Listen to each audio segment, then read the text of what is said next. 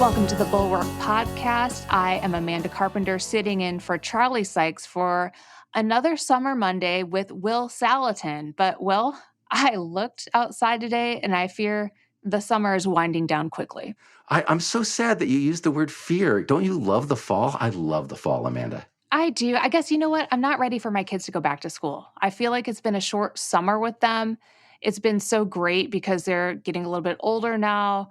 You know, my son is cooking. He's 9. He's getting hungrier, which is alarming. He's eating enormous amounts. But it's been very nice for me because I have always done all the cooking for our family. My husband is a saint. He does all the dishes. I've done dishes very rarely in our whole entire marriage. So that's our trade-off. But it's become so much easier because they've taken an interest in cooking. Like, I woke up the other morning and my son is making scrambled eggs for his breakfast sandwich, which included an everything bagel, ham, cheese, and the eggs. And I was like, can I have one? And would you believe it? He cooked it for me and it was delicious. And it's probably one of the most amazing things that's happened. So I don't want him to go back to school anytime soon. Well, you may have selfish motives, but I applaud you. First of all, I'm super excited to hear that your son likes to cook. And I encourage parents all over the world, teach your sons to cook. Some of them won't want to, but some of them will love it. And you just will help to rectify one of the great imbalances in the world about men not cooking. Well, you are speaking my language. It is amazing. My husband is wonderful. I'm not ditching on him. But it is amazing to me that some men can go through pretty much their whole lives without knowing or having to cook a meal for a holiday for someone else, because that means you've gone through your whole life with someone else doing it for you the entire time. And so I am teaching my son to cook. It's going great. My daughter loves to cook. But if you can't get the men to cook, men, you better be really good at dishes and taking out the trash and the vacuuming. That's all I have to say about that. Okay. We have a really, really great piece on the homepage of the Bulwark today.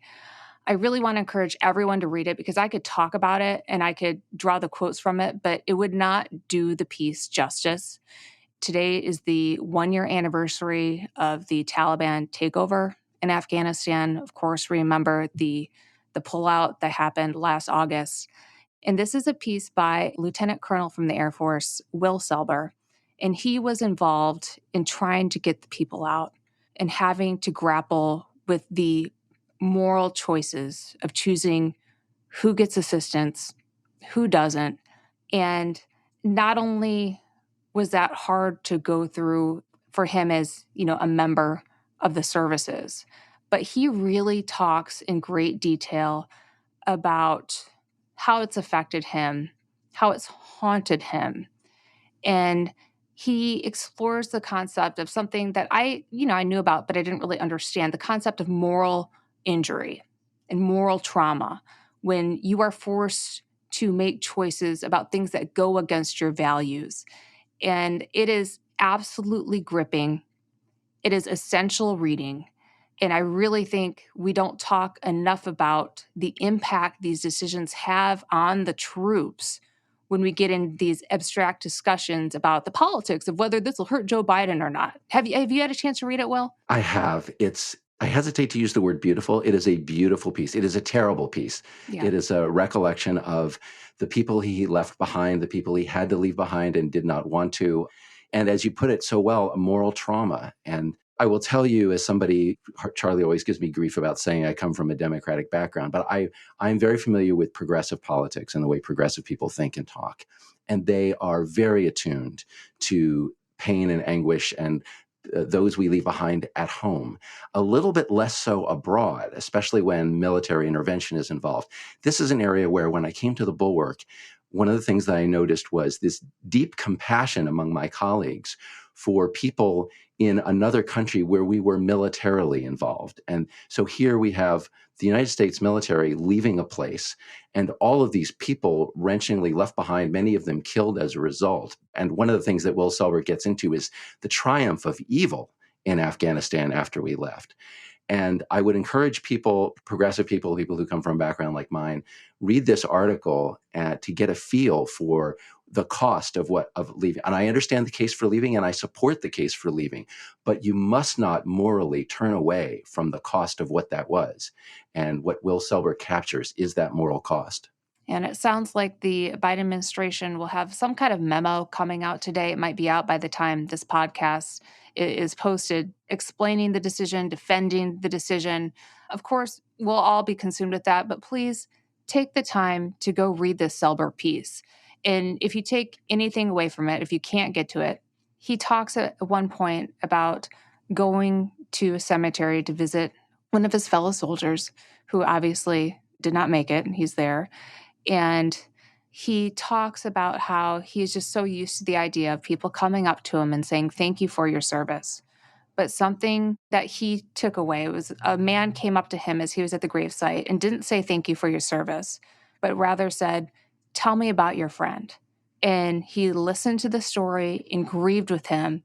And I think that's something we need to do a little more of, is grieving and understanding the loss that these soldiers have suffered rather than thanking them, shaking their hand, and just simply moving on. So I'll just leave it at that.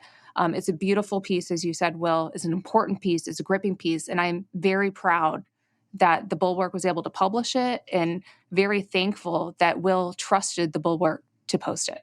And so moving on, obviously there's a lot to talk about with the primaries coming up and, of course, the Mar-a-Lago search, and we will get to that.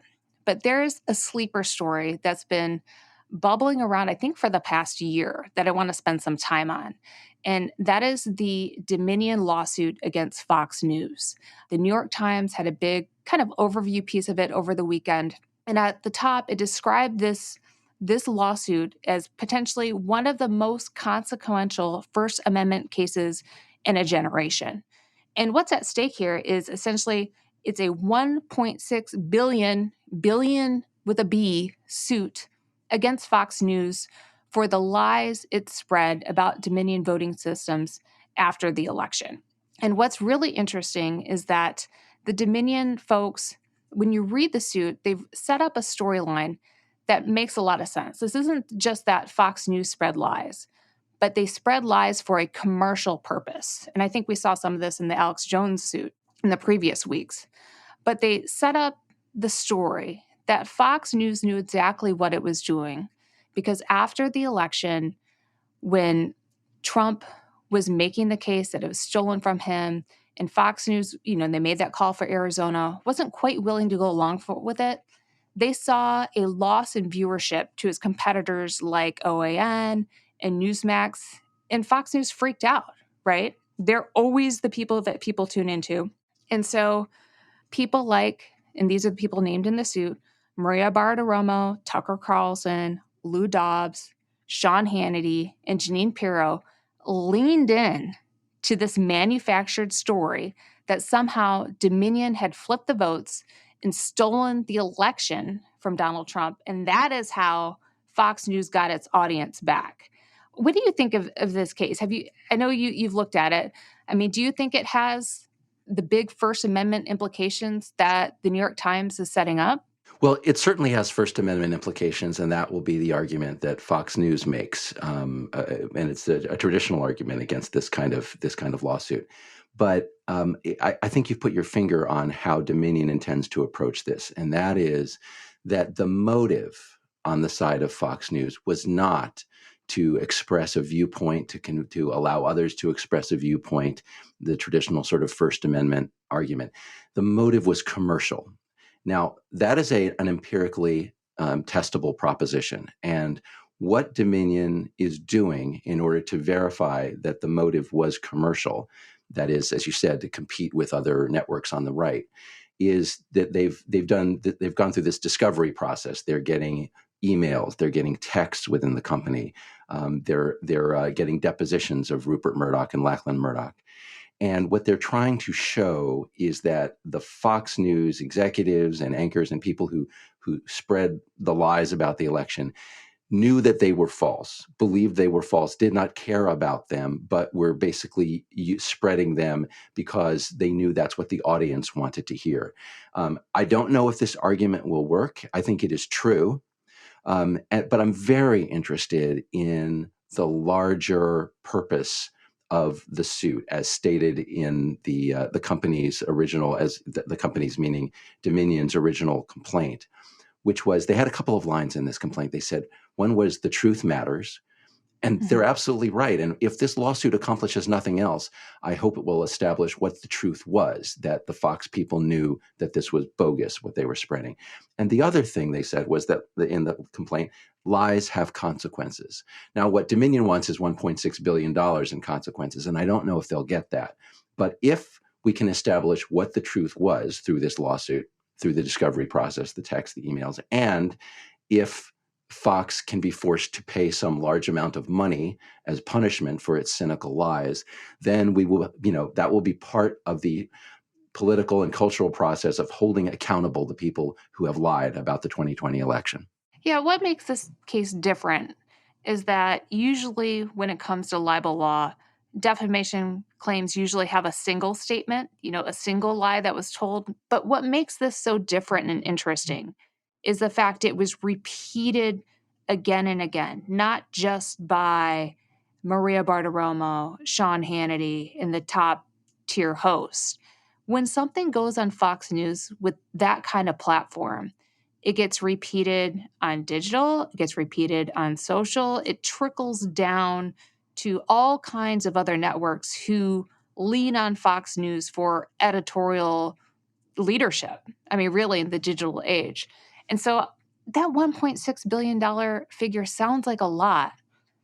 But when you consider the fact about how often those lies were repeated because of this particular storyline that Fox News, if you believe Dominion, manufactured to regain the audience they were losing, I don't know if it sounds so high. Here's my argument, Amanda.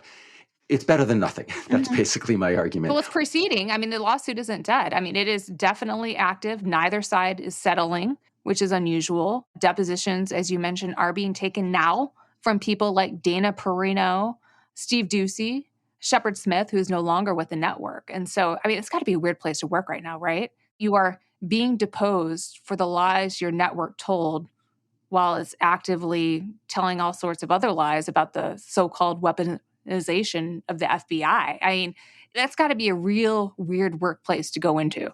Well, yeah. And, people over time, what has happened at Fox and similar places is people who care about the truth have moved elsewhere, and people who stayed are those who are interested in the entertainment part of the job. I hate to say that that's part of the job, but it is an entertainment company of which news is a subset. But I mean, the overarching things that need to be accomplished are, one, to establish what the truth was, and secondly, accountability.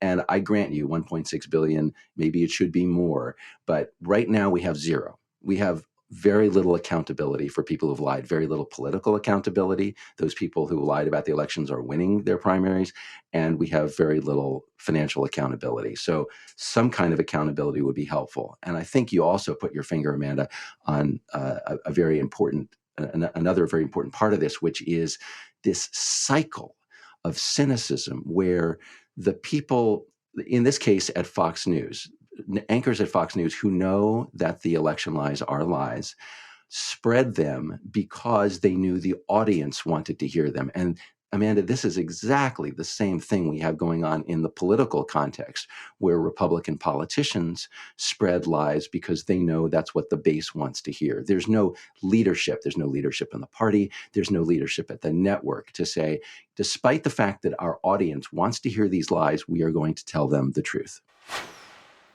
As you probably know, losing weight is impossible when you can't control those cravings throughout the day. Salty snacks or sweet treats are always within reach. What about the temptation at all of those summer barbecues?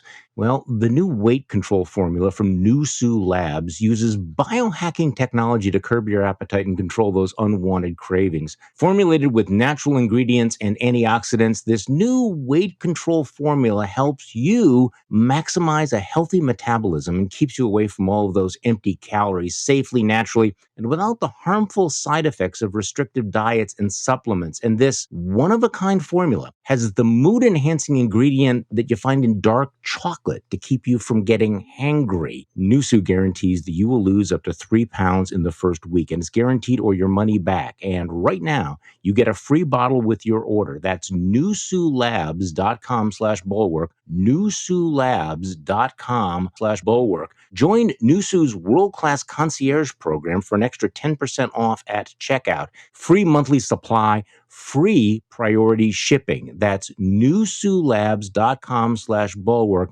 NUSU Labs, nusulabs.com/bulwark. These statements and products have not been evaluated by the Food and Drug Administration. These products are not intended to diagnose, treat, cure, or prevent any disease or condition. These statements and information are not a substitute for or alternative to seeking care from your healthcare providers. Okay, so in the background, behind the scenes, you have this Dominion lawsuit advancing against Fox News. And do you remember, was it maybe just a few short weeks ago when there was all this hubbub that the Murdochs were turning against Trump because the Wall Street Journal and the New York Post had published editorials that were sort of critical of him? Mm-hmm. Mm-hmm. I don't see that happening now. I see all the top tier hosts talking about how the Mar-a-Lago raid was a weaponization against, Donald Trump, and the FBI should be defunded. I think that completely disappeared. And then I saw a poll that Trump has a 10-point bump after the search. And I wonder if, again, Fox News for commercial interest is rallying behind the former president. Yeah, there's plenty of commercial interest here. Some of it is at Fox News. Some of it is within the Trump organization itself. One of the interviews that I saw on Fox in the last couple of days was Lara Trump. She's on Fox News, and she says out loud, that we talk about saying the quiet part out loud.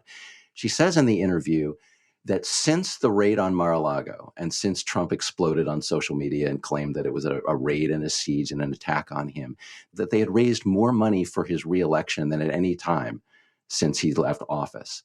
And to me, that says it all, that this is essentially a fundraising operation. I mean, that where they're going to set the country on fire, going to tell lies about the FBI search of Mar-a-Lago. They're going to do all of this for commercial reasons. Fox, has done so many of these interviews that end with "give money to me." I don't know. Do you notice this? That I constantly see the Trump organization or Republican candidates. I saw Dr. Oz doing it, and they're not alone, right? MSNBC does a lot of lefty stuff, but I don't see the same kind of explicit fundraising going on the other networks that I see on Fox. Well, I think that was shamelessly pioneered by Lindsey Graham. I mean, of course, a lot of them did. When I worked for Ted Cruz and he was running for president, he would say, check out my website or text blah, blah, blah at the end. He would always work it in. But Lindsey Graham was utterly shameless during his last election and begging people for donations on Fox News, to the point where I remember the hosts were trying to tell him to tone it down.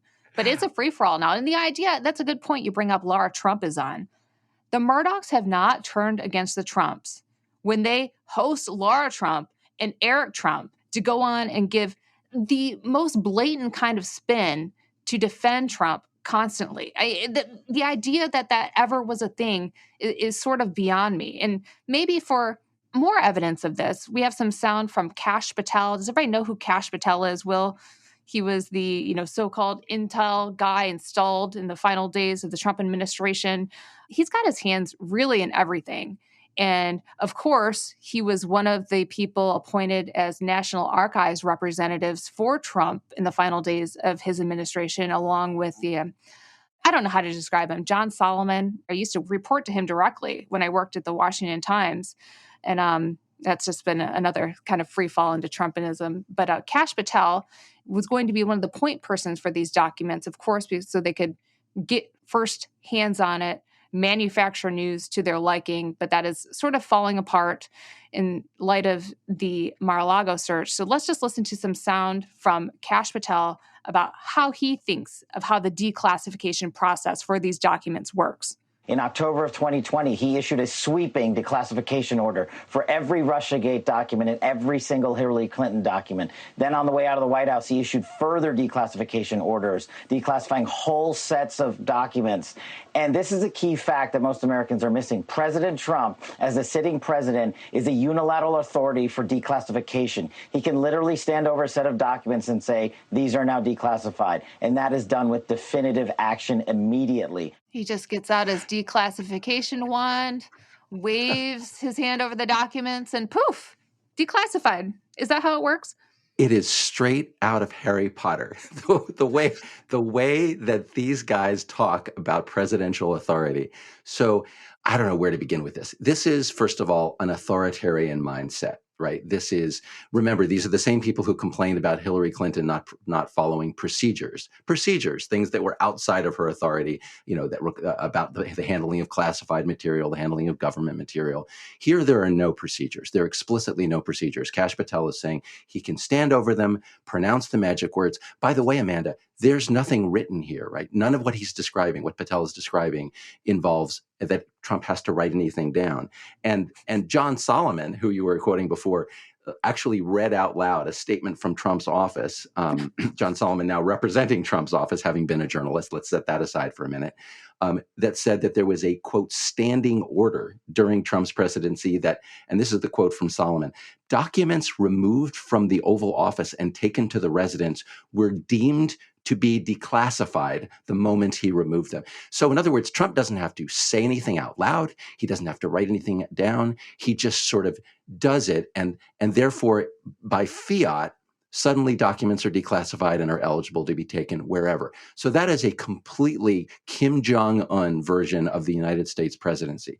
There is no documentation, as far as we know, that Trump ever wrote down or submitted any paperwork to declassify this stuff. It doesn't even have to be declassified for him to have violated these laws that he's accused of violating or may have violated. But the point is that there's no documentation of it. And so the Trumpers have come up with this theory in which no documentation is necessary. Well, I have an idea. Why doesn't Joe Biden just get out the magic classification wand and wave it in the air and say, these are all classified now? Yeah. Can he do that? He doesn't even have to be there. He can just blink his eyes and wiggle his ears and they're classified once again, right? If that's how this works. Right. The authoritarianism game is never ending, and that's why we should not get into it. By the way, there is, in addition to the absence of evidence, of written evidence that any of this was declassified, the document, according to the search warrant, the documents that the government went in looking for, and then they took out a bunch of them, were in fact, many of them marked classified or various degrees of classified, some of them top secret. And hilariously, we had Republicans on the Sunday shows this weekend claiming that even if they were marked that way, maybe they weren't anymore. So the written evidence that they can't be taken out and to your private residence is to be ignored. And then the absence of evidence that they were declassified is just to be granted to Trump under these wild theories. But I thought the FBI planted it. The FBI planted all the documents that Trump declassified. Is that how this works? I mean, yeah, really, just trying to play the logic game is impossible. But I am curious as to what you think. Why do you think he wanted the documents? Was it a part of just the chaos of people moving out of the building and throwing stuff into the boxes?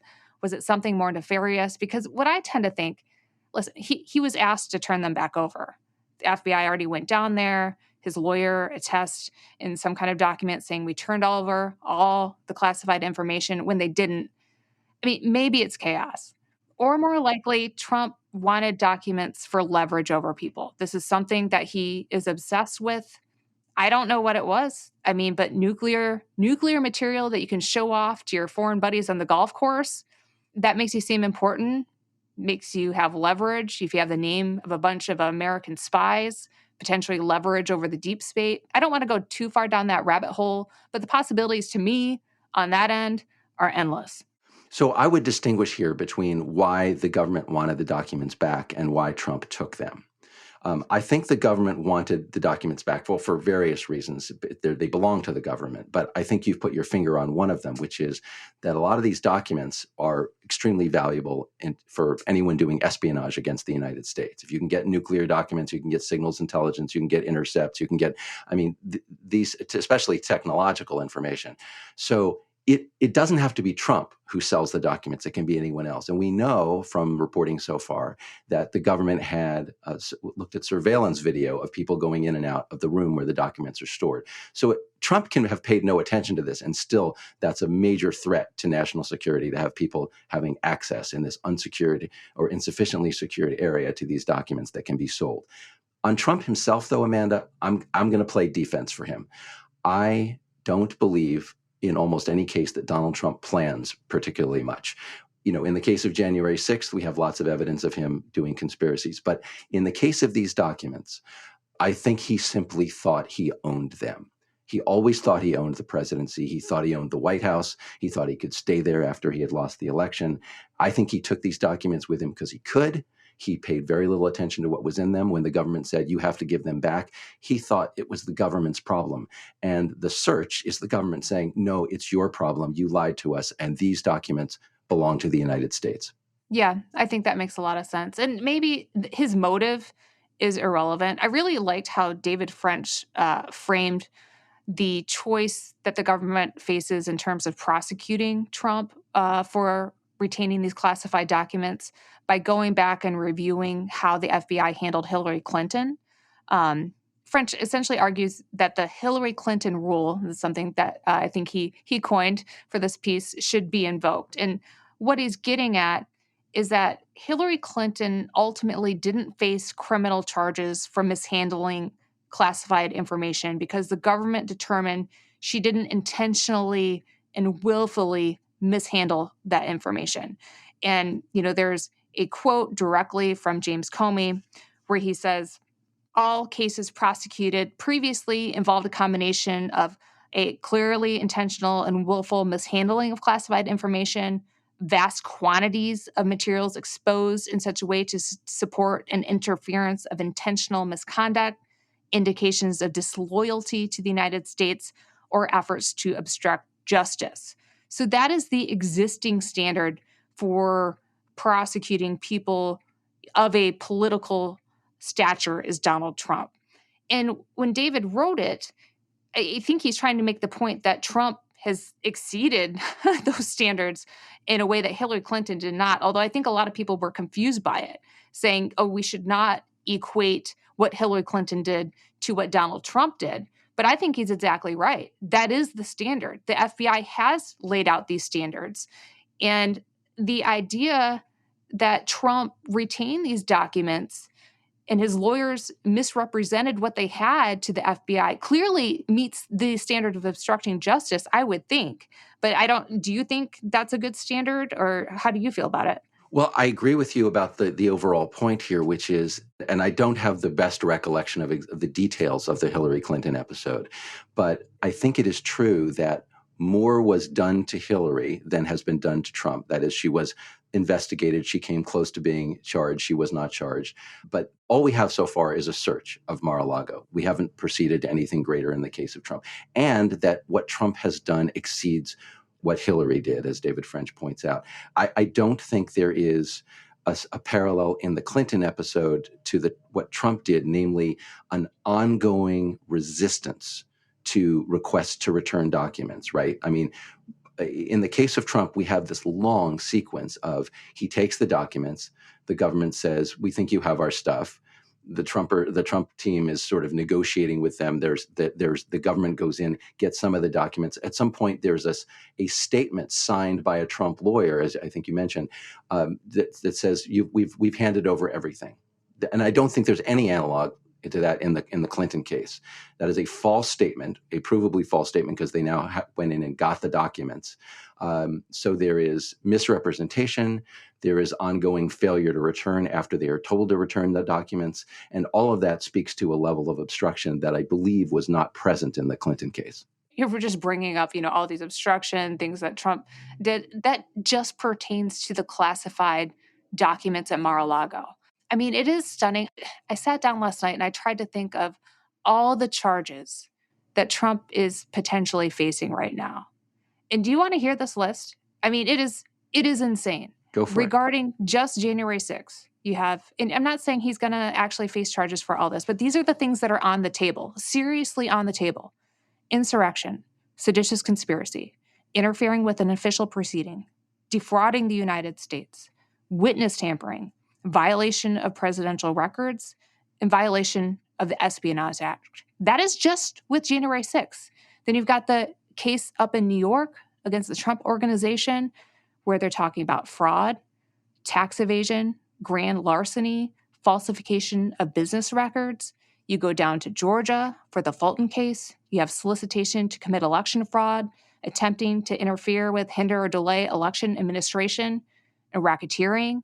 Then you have all the civil suits brought by people like E. Jean Carroll and the Capitol Hill Police, et cetera. And I think sprinkled within all of those cases, you're dealing potentially with obstruction of justice. It is stunning. And we keep thinking he gets away with everything. But I just looked at that list that I made for myself and thought, how does he get away with all of that? Well, one reason he gets away with all of it is that he does all of it. I mean, so for people like you and me, we look at that and say, there's a reason why Trump is being investigated, has been investigated for all of these things, which is that he's a criminal. He's just one of these people who, goes around breaking the law, doesn't care about rules, moral rules, legal rules, and therefore he gets himself in legal trouble.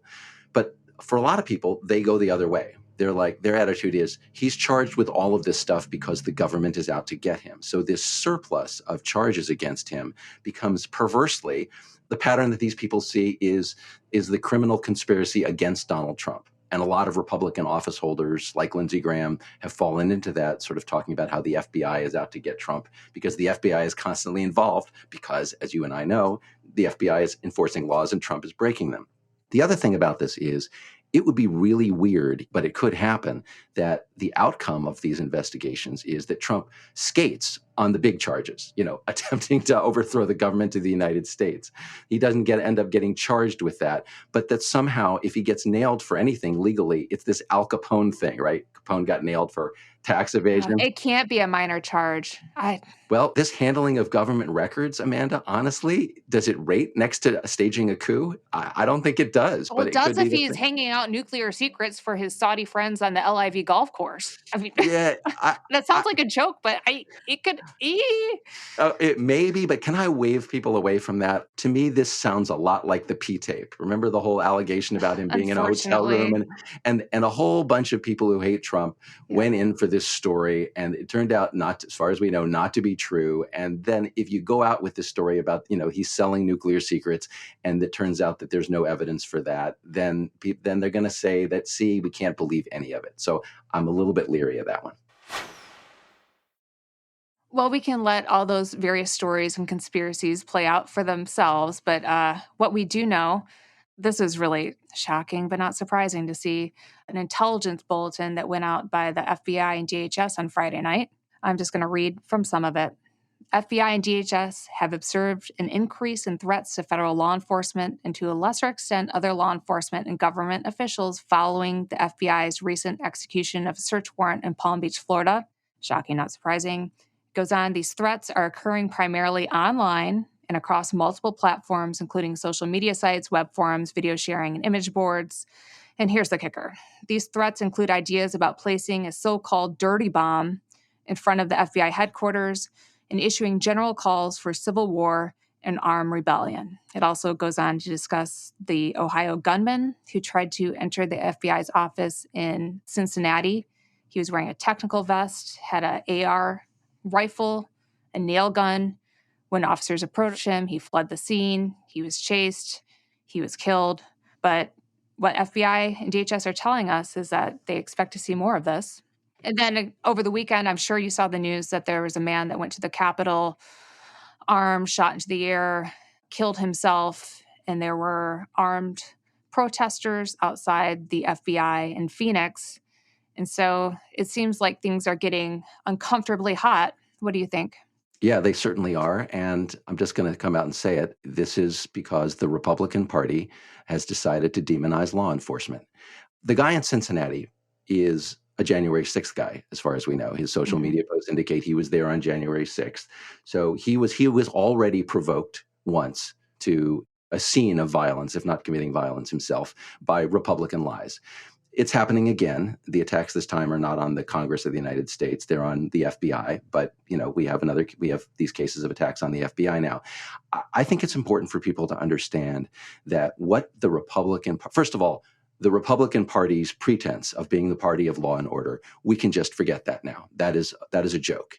The Republican Party is for your local police, but when any law enforcement agency goes after Republicans, namely the FBI in this case, the Republican Party turns on law enforcement. And the entire party, going right up through Elise Stefanik, the number 3 person in the House, and Kevin McCarthy claiming that the FBI is weaponized and politicized, the entire leadership of the Republican Party is attacking law enforcement. They are doing so, furthermore, to a far greater extent than Democrats ever did with defunding police. Defund police was a slogan that some activists had. You had to go to a protest where people would chant it. You did not hear leaders of the Democratic Party in Congress or anywhere else saying that the police were evil and had to be. Quite the contrary. We have the leadership of the Republican Party spreading this message that law enforcement is corrupt and is evil, and it is leading to this violence. And it is absolutely an extension of what happened on January 6th. I think you're absolutely right. It's not a coincidence that the people who are most in on defending, downplaying what happened on January 6th are also the most agitated against taking action against the FBI for the search. Paul Gosar from Arizona, he tweeted last week, "We must destroy the FBI. We must save America. I stand with Donald J. Trump." And I just want to play this sound from CBS reporter Scott McFarland, who is doing a tremendous job not only tracking all of the January 6th prosecutions of the rioters, which is a momentous task in itself, but just staying on the overall story, and just listen to some sound about how he framed what's going on. Immediately, we see this quick acceleration of ferocious chatter on social media platforms, on chat groups, from potential extremists targeting the judge who signed the search warrant. They're trying to deduce who the FBI agents were who were part of that search. But that's just an inflammation of an already dangerous situation stemming from January 6th. The prosecution of the Capitol riots has created its own radicalization. The D.C. federal judges handling the January 6th cases are getting vile, vulgar death threats. The people who are part of the investigation are getting threats. The prosecution itself is radicalizing people. Now we have a force multiplier, a search of Mar-a-Lago. Yeah, that's really interesting how he described it as a force multiplier, because I think that's exactly right. You had people who are already upset, agitated, organizing, and this just fueled them even further. And now it feels like they have a direct target. That's law enforcement and the FBI. Yeah, and it sort of speaks to the complete cynicism of the Republican leadership. So we were talking about this in the context of Fox News, the way that the Fox News anchors are playing to the audience by feeding them lies they know the audience wants to hear. What we now have is, in the context of the Mar-a-Lago search, is the leadership of the House of the Republican Party feeding their political base these lies they know they want to hear. So they're spreading this stuff about the FBI, and these are children, these leaders of the Republican Party today. And they think that there are no consequences to their acts. And every time there is an attack on an FBI field office or a threat against the FBI or a threat against a judge, that is the consequences. That is what happens in the real world when you spread these lies. And one other thing about this, Donald Trump at his rallies he is attacking the prosecution of January 6th. He is attacking the law enforcement officers. He goes around saying, "Who shot Ashley Babbitt?" That is absolutely sort of the Republican version of all cops are bastards, of, that cops are corrupt, you can't trust them. And they are fanning this fire of extremism and violence. Yeah, there are some Republicans who are looking around and saying, really, what are we doing here, guys? I saw Larry Hogan on one of the Sunday shows saying how ridiculous and terrible it is that Republicans are attacking the FBI. But you are right. there is not a strong signal pushing back on this. And we talked about Fox News earlier, how they were falling in line behind Trump. And I will say on this, there appears to be some degree of discomfort. I'm not applauding them for this, but let's just play some sound from Steve Doocy, of all people, on the Fox and Friends morning show, talking about how he thinks it needs to be tamped down. We just know that right now, given the fact that there is a suggestion, there are a lot of online, apparently very specific threats against very specific agents at the FBI and whatnot, it would be great for everybody to tamp down the rhetoric against the FBI, because the FBI simply was doing what the DOJ asked them to do. The Attorney General is the boss of the guy at the FBI, of all the people at the FBI. So, with all of these threats going around, it would ultimately be great if the former president, who has always been a great supporter of law enforcement, has posed with 1,000 police departments coast to coast. It would be great if he called for an end to the violent rhetoric against federal law enforcement, and in particular, the FBI that was just doing their job. But as Trey Gowdy pointed out last night, for you to look at this situation and think that Democrats and Republicans have been treated the same over the last few years, you'd have to be looking at a different situation. Yeah. I mean, leg irons for Navarro. Greg Gutfeld talked about that, too. He said, it's interesting that the Democrats or progressives are now worried about protecting law enforcement when they weren't, years ago during the raids. But no one is for the violence of FBI agents or any of these individuals that are in law enforcement. Right. If you want to personify that search, look at the Attorney General of the United States. Merrick Garland is the one who has staked his entire reputation on it. If there's not something really big there, he's done. What a mess that is. We know this is bad. Donald Trump, please do something. And would you please, people, not focus on the FBI and just go after Merrick Garland, right? Is that the play here? Yeah, we give him partial points for saying don't go after the FBI. They're only executing the search at the behest of the... But does Steve Doocy really think Donald Trump is going to say, no, guys, back off the FBI after the FBI, raided his house and this unprecedented blah, blah, blah? I mean, what planet are you living on? Like, they are just constantly negotiating with their own hostage takers. Absolutely. And Amanda, I mean, just to back up to what Doocy actually says there, he doesn't say, Mr. Former President, you need to come out and say this. He says repeatedly, it would be great if, they sound like, remember when Republicans used to complain that like liberals had moral relativism and they weren't strong enough in expressing what was morally right? Here it's open and shut what's morally right to do. But instead, what we get from the Fox News host and occasionally from the better people in the Republican Party, not even most of them, is this stuff about it would be great if maybe you guys would say that, gosh, we shouldn't go around shooting FBI. It's not their fault. And then the additional relativism of, if you want to blame somebody, blame the boss of the FBI, blame the Attorney General. It's pathetic. No, it's like Steve Doocy almost had a decent point. And then, of course, you had Brian Kilmeade and Ainsley, whatever her last name is, swooping in to say, hey, but remember, Democrats are the really bad guys here. This is bad, but Democrats are really bad. And if you want to focus your energy, focus on the big Democrat in charge. Because remember, we're always the good guys, even though, Donald Trump, please, would you stop people from wanting to shoot up the FBI? I mean, it is really a pretzel kind of headspace that you have to be in to sit on that couch and constantly have to stop yourself from making a pure, simple, honest, necessary point because you have to caveat it for your audience so badly to show them, oh, well, we're still on your side. We hate Democrats too. Yeah, absolutely. I could not agree with you more. And I would just point out that, when there was the George Floyd stuff, Republicans were the people who, when Black Americans said, hey, a lot of our people seem to be getting killed unjustly by police, Republicans said, oh, don't fuss about that, back the blue. And now Republicans are doing exactly the same thing, saying, why do you keep prosecuting our people? Therefore, the police are not trustworthy. Here they're saying the FBI is not trustworthy. At best, they're saying, don't blame the line officers, don't blame the FBI, go after the Attorney General. What happens when somebody takes a shot at the Attorney General? This rhetoric needs to stop. I agree. Okay, well, before we go, let's listen to a woman who does have a clear line of sight about the problems in front of us. who never hesitates to speak honestly about the situation. Of course, I'm talking about Liz Cheney, whose primary is tomorrow. She is not likely to win. But throughout her candidacy, she has made January 6th the central focus of that campaign. She has never shirked from it. Her voters didn't want to hear it. But she has decided that is what she would talk about in the final days of her campaign.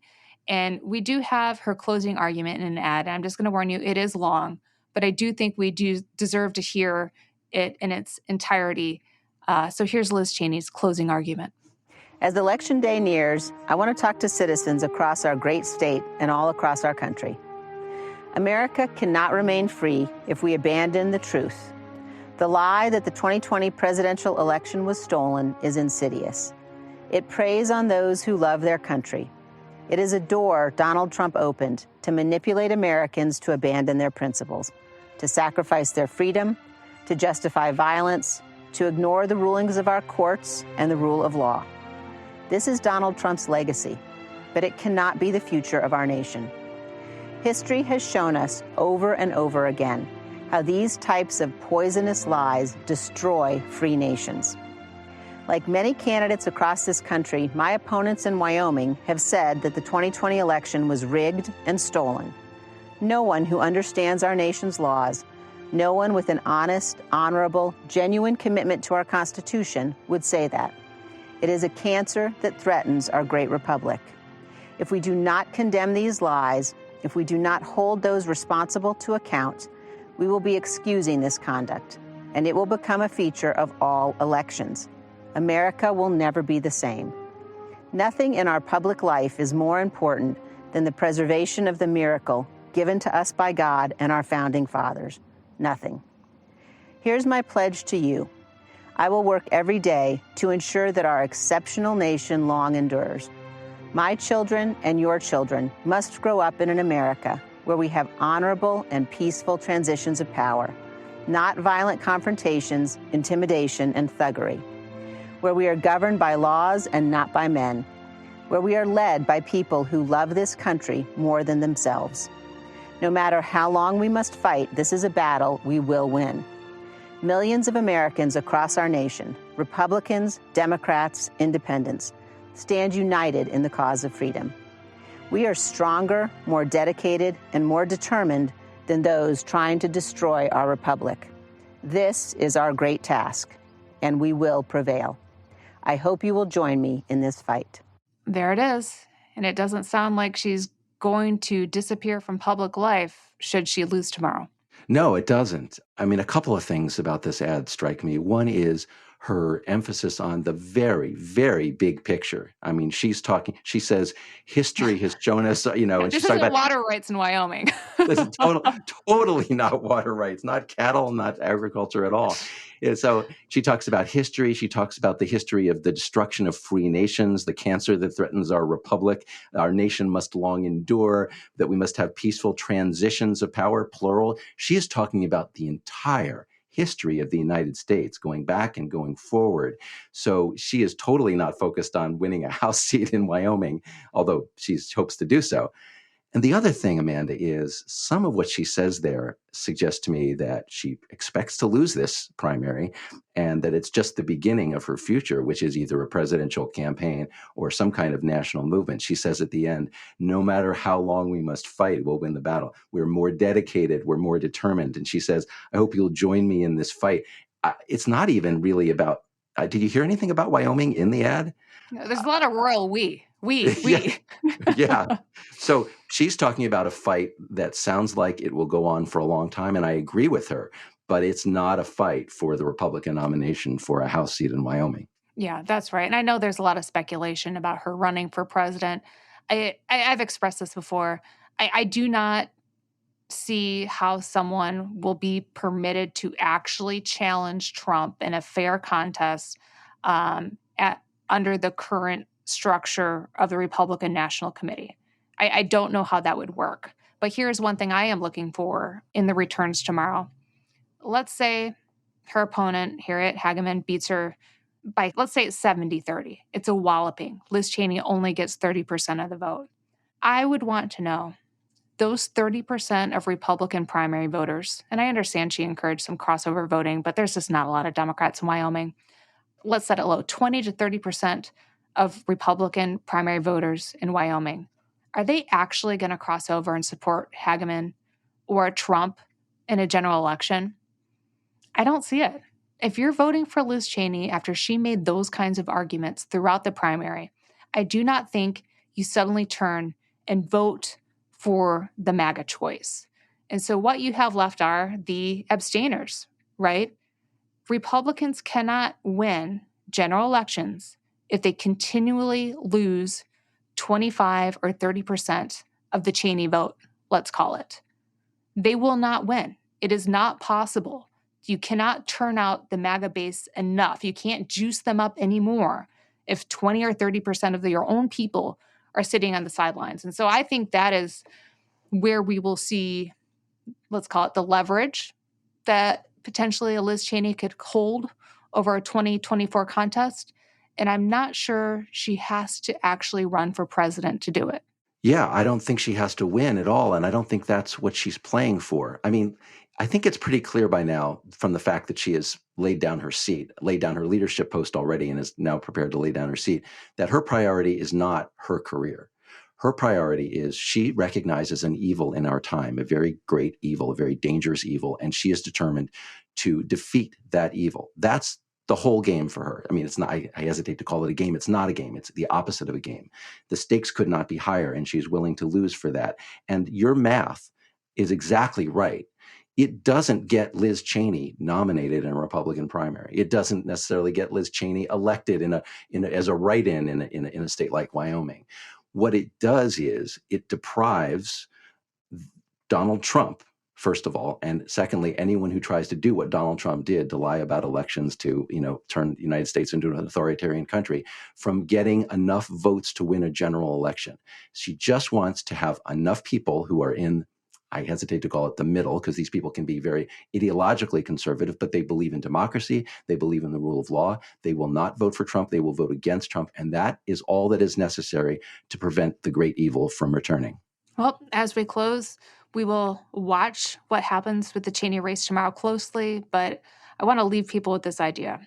There are 535 members of Congress who come and go, win and lose their elections all the time.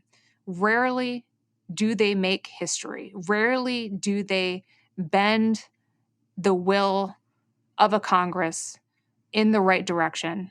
And Liz Cheney has already succeeded on that front, which makes her more impactful than thousands of other members who have served. So that's all for today. Charlie Sykes will be back tomorrow. And Will, thank you again for joining me for a Summer Monday. Thank you, Amanda.